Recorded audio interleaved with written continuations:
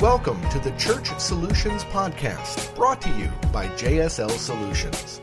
The Church Solutions Podcast is designed to help equip you and your church in the use of technology and other tools and services. And now, here are your hosts, Steve Lacy and Phil Thompson.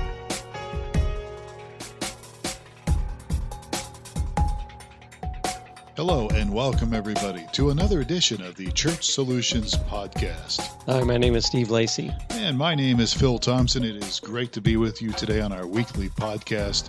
How you doing today, Steve? Doing okay. All right, good deal. We are a company called JSL Solutions, and we have several products. Very quickly before we get into today's podcast, by the way, today's podcast is called 7 Mistakes About Rest. But before we do that, who are we quickly, Steve, and what do we do? Okay. JSL Solutions has 4 main products: StreamingChurch.tv for streaming, Church App Live mobile app for churches, myflock.com, which is website and church management for churches, and Greeter.church, which is a new thing that no one else is doing. And it's basically an online greeter for your church website. During the week, more people are going to visit your church website during the week than will visit your church on the weekend. So you might as well have a greeter out there. A live greeter, too, not a computer. Yes, a real person. And we can offer that, too. You can actually try it for free for, 10 days? Yes. All right, just go to greeter.church. That's all you have to type in your browser, greeter.church, and you'll see more about it. But, hey, we're not here to push our products. Well, not exactly, but we are here to help you as a leader, as a volunteer in your church, in your ministry. Part of our goal is to help you use technology to reach people.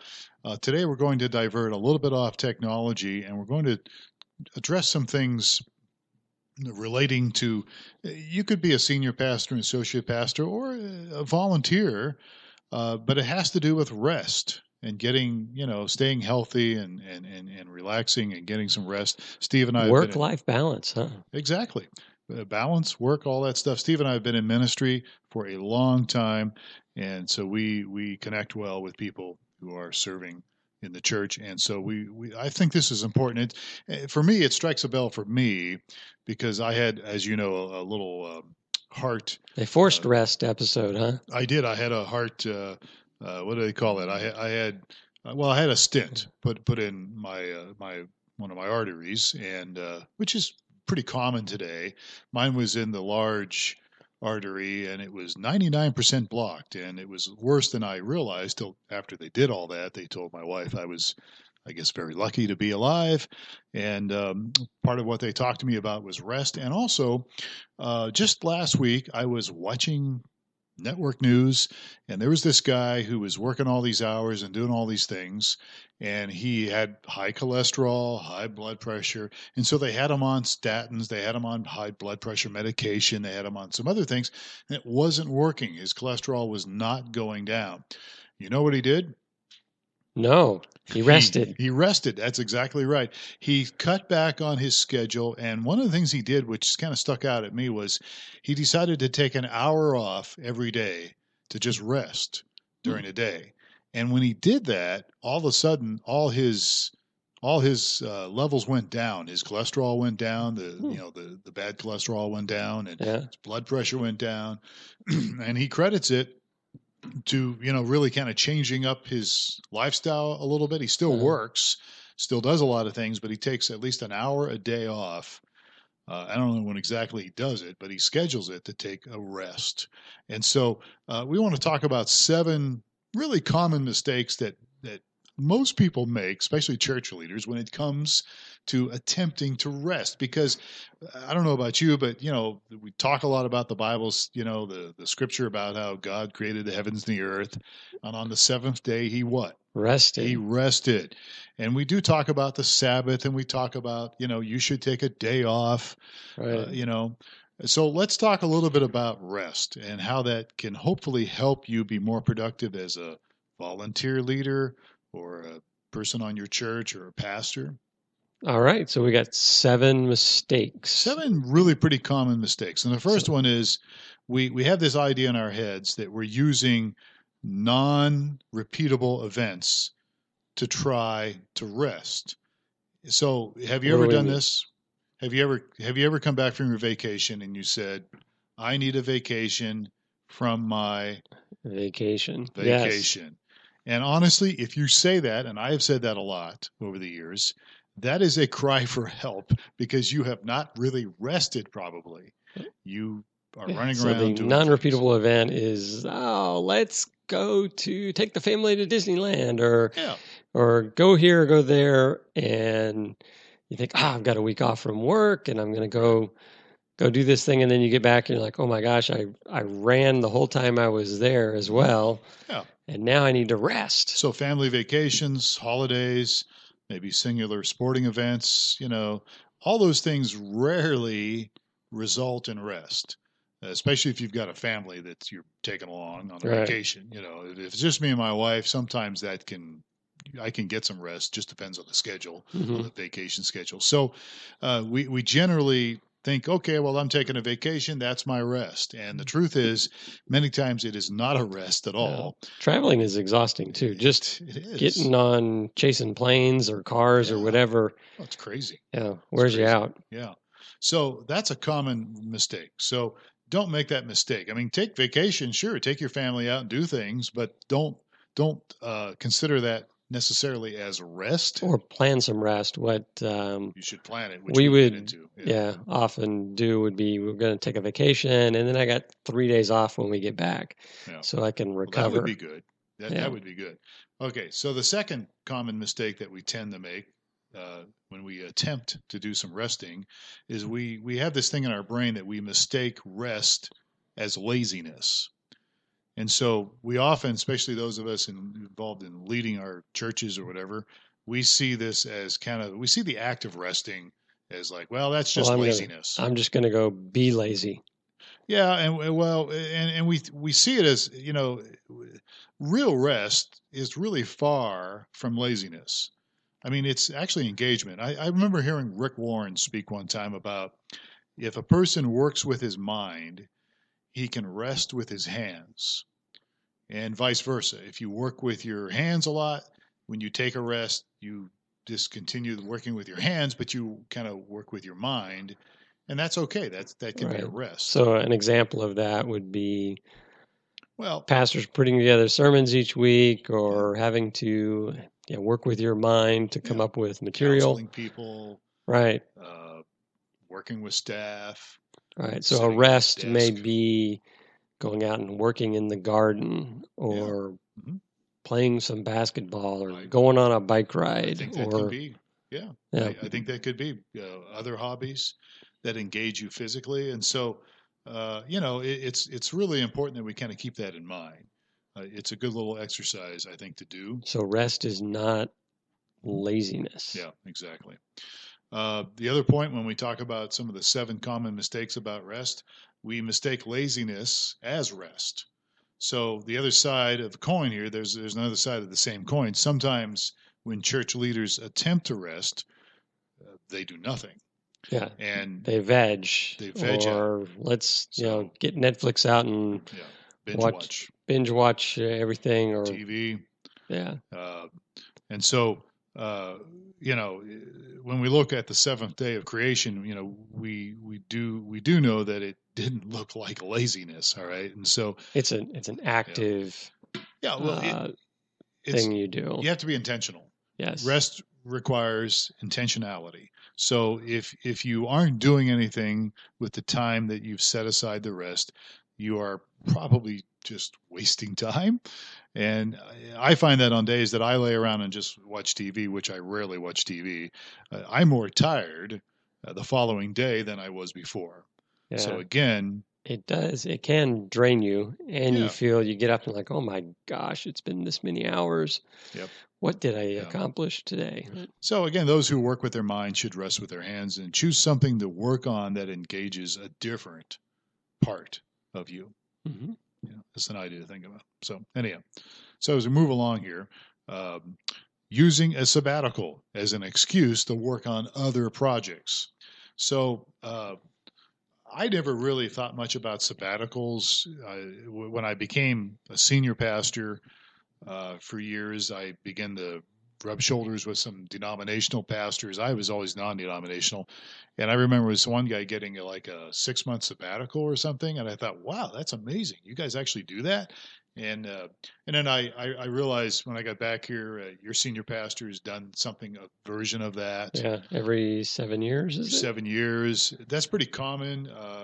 But I worked mainly in churches that were non-denominational, and we didn't really talk about sabbaticals or doing that. I don't know. But a lot of the denominational churches do require, or at least strongly suggest that, if the pastor's been doing something for multiple years, that he or she gets a certain amount of time off. Right. So, and the sabbatical, and the mistake here is that people treat the sabbatical as a way to work remotely, or there's that book I've always been wanting to write, or they're doing the same kind of thing on their sabbatical, but it's not. Similar to, or as you mentioned, if you're working with your mind, you're exercising your mind. So they're not taking advantage of the sabbatical as a period of rest. Yeah, it is. I was actually, I'd been pastoring for about 7 straight years, and I was actually considering, actually moving back here to Tucson. I was in Kansas at the time, and one of the guys I worked with in leadership, he wasn't in my church, but he was up in Lincoln, Nebraska. They suggested, they go, why don't you take a sabbatical? And I said, I don't do that because, how they going to, they can't afford to pay me and not, have somebody else. And now I wish I would have done it. I really wish I would have taken some type of sabbatical. But yeah, the problem is we make it as an excuse to, work on some other church related project or something like that. We weren't going to get too deep into this, but the benefit of making sure that you get the rest not only benefits you, but it benefits your organization. Right. I was, as I mentioned, used to work in the aerospace business, and they would actually force you to use your vacation time or you lose it.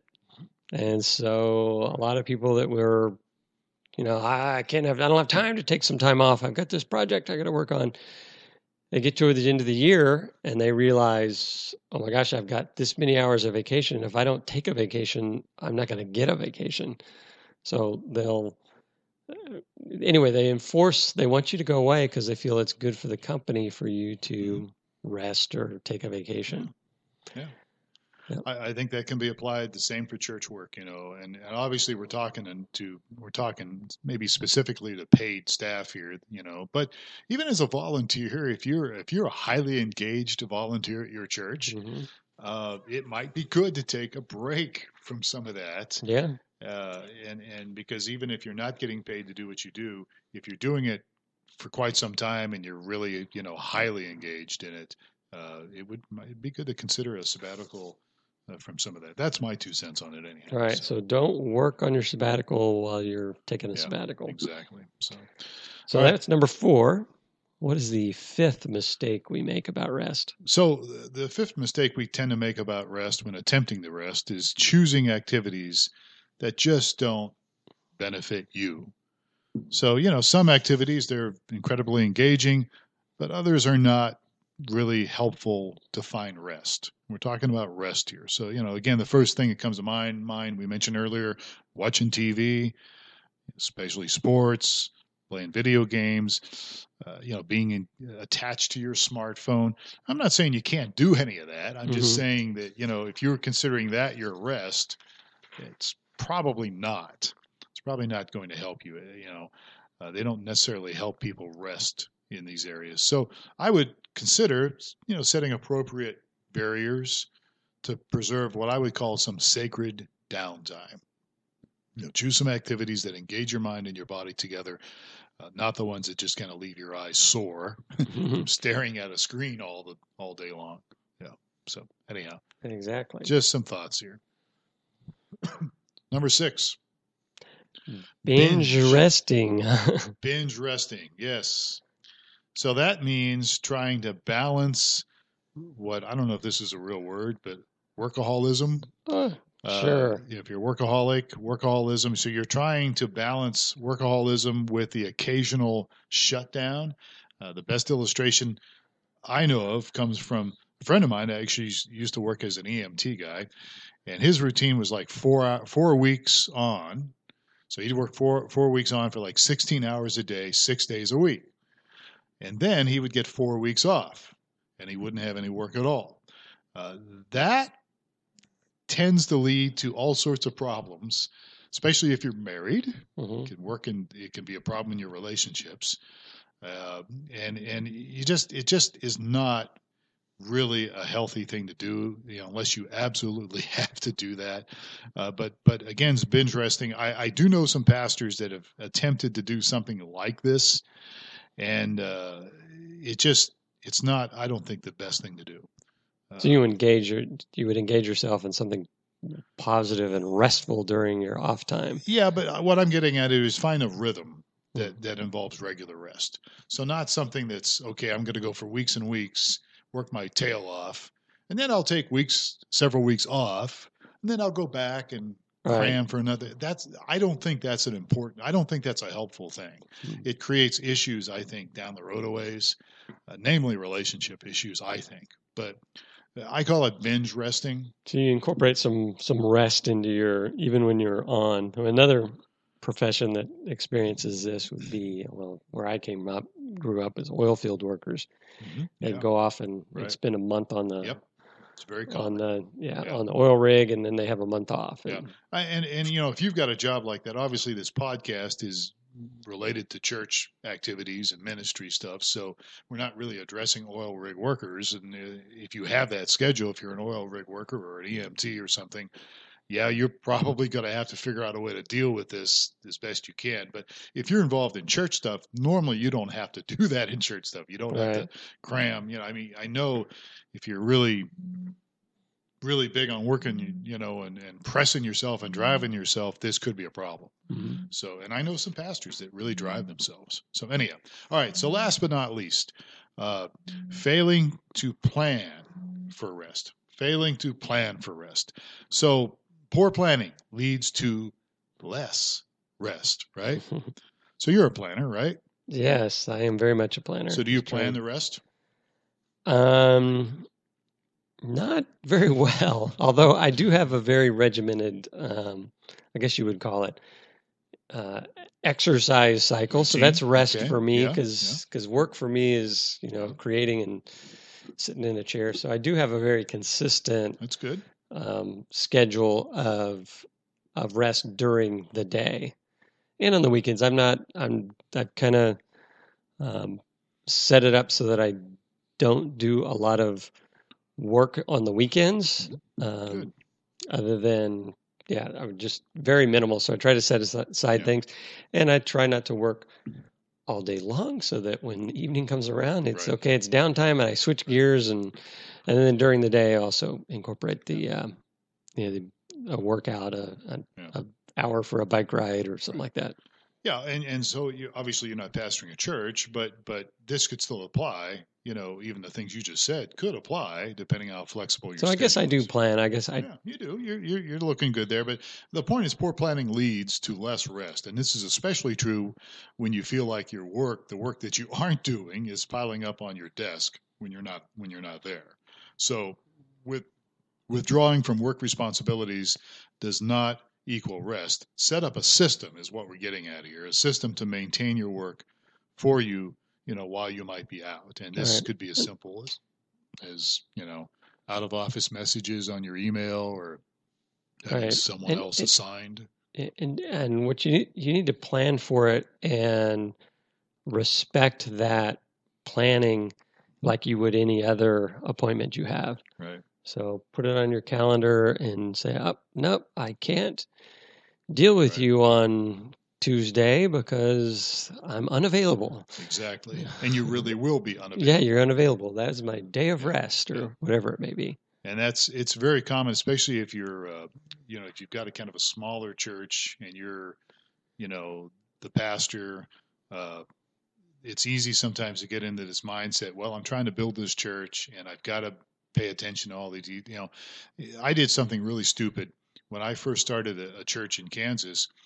I did not take a weekend off for like 2.5 years. Now, I did take some days off during the week, so I wasn't a total disaster. And you can certainly do that as a pastor or as somebody that's a key volunteer. Weekends usually are your busiest time if you're involved in church work and ministry. But you can certainly schedule some time off. One of the things that your pastor that I worked with for years did was his whole plan was to take, I think it was take Thursdays and Fridays off because we had services on Saturday and Sunday, obviously. Another guy I worked with, very common for pastors to take Monday off, and that's fine, I guess. For me, I was never comfortable taking Mondays off because the weekend was always a lot of activity, things going on the weekend, and especially, and I always wanted to make sure we followed up with everything from the weekend, so we would hit it while the iron was still hot, so to speak, on Mondays, and then we would take, Thursday or Friday off or whatever. That makes sense. Yeah, but there are some pastors that take Mondays off, and that's fine. I mean, whatever works for you, but there's got to be a plan. And as you just said, you really need to stick to that plan so you can get peace of mind. But I'll go back to what I said at the very beginning of this podcast: is rest is good for you. It not just affects you emotionally and with anxiety issues, but it can help you physically. And I think with the guy's cholesterol going down and his blood pressure going down because he took periods of rest during the day, and he took, he didn't work 16 hours a day all the time. And so I think it's important for your health. It's important for your church's health. It's important for obviously your family's health and your own state of mind. So anyhow, but rest, very, very common thing. And now this was not tech related today, but we do obviously talk about things that are tech related. We'll probably do that next week with another thing. But if you have something to add to this that we just talked about, send us an email, support@StreamingChurch.tv. You can find us online. Just go to iTunes for the Church Solutions podcast. We're available on your favorite podcast provider. Did I get that right? Yeah, whatever your favorite podcast player app, whatever you use to play your podcasts, go to their search function and search for Church Solutions Podcast. And some of you might be listening to this, the audio version on YouTube. We're on YouTube with StreamingChurch.tv. So anyhow, we exist to help churches and help you as a volunteer, as a pastor, as somebody on staff. We want to help enable you to do what you do better. And that's where our heart is. So if we can help you in any way, please let us know. All right. Thank you, Steve, for your input on this. Yeah, thank you. It's great. Are you zoning out on me? Okay. Maybe I'm moving on. You're moving on. You're ready to move on to other things. All right. So, folks, have a great day. Thanks for listening to the Church Solutions podcast. We will catch you next week. Take care. God bless. And have yourself a great week.